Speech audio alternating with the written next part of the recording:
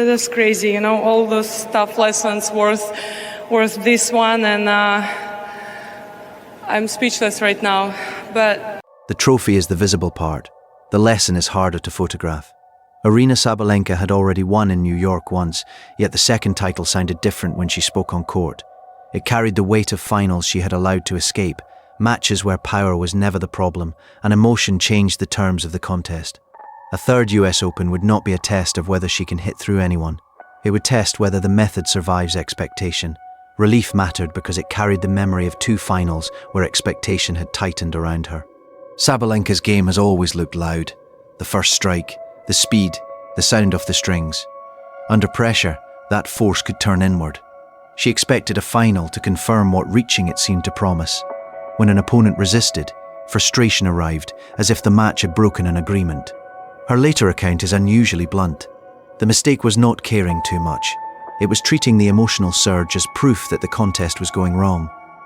why would I let my emotions to take control over me in those 2 finals?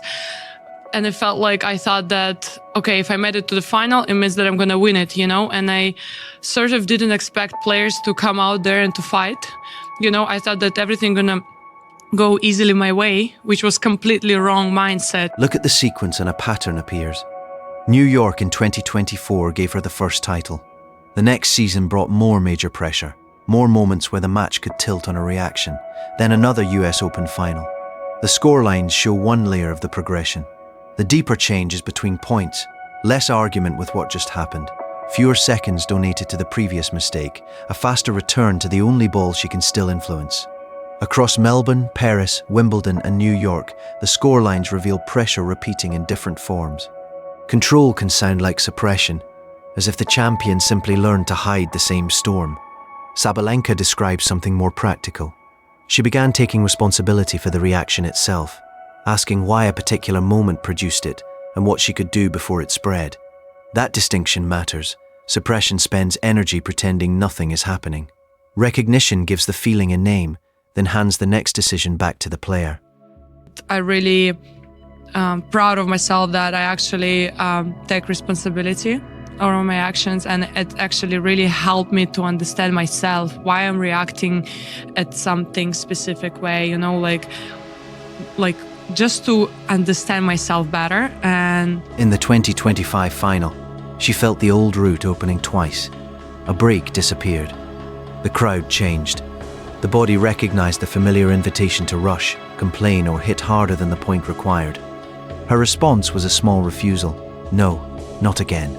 Then one step, one point, one decision. This is what mental strength looks like when stripped of slogans. It is often quiet enough that only the player knows a match has just been saved. When she brought me back, there was like 2 moments where I was really close to lose control. But at that moment, I told myself, no, it's not going to happen. It's absolutely okay. And that's what, you expect in the final, that the player gonna fight back and will do her best to get the win. So a third title asks a new question. The first breakthrough can be chased. The second can be defended. The third arrives with a story already written around you. Every opponent can play freely against the favorite. Every early wobble can be read as evidence that the run is ending. Sabalenka cannot control that noise. Her advantage is that she has stopped asking the noise to be fair. New York becomes another place to practice the same return. A third title would therefore measure repetition under expectation, not the surprise of a first breakthrough. The defense changes what a neutral rally means.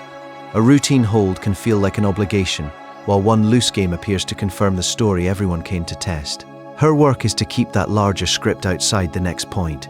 Miami in 2026 showed the language had traveled with her. Fight for the point. Find a solution. Remind yourself what is still available. None of that guarantees New York. Tennis refuses that kind of certainty, especially over 7 matches in 2 weeks. But the hardest opponent in Sabalenka's story is no longer an emotion she only notices after it has taken control. She can hear it arriving. The third test begins there. New York keeps testing the same skill in a new mood. Stay present after the moment stops being comfortable. Like there is no way I lose it. Like trying to bring this tough mentality that I'll be there fighting for every point. There is no way I'll let anything get to me, and I'll be staying focused. I'll be fighting for every moment, every point. I'll be trying to find solution if needed, or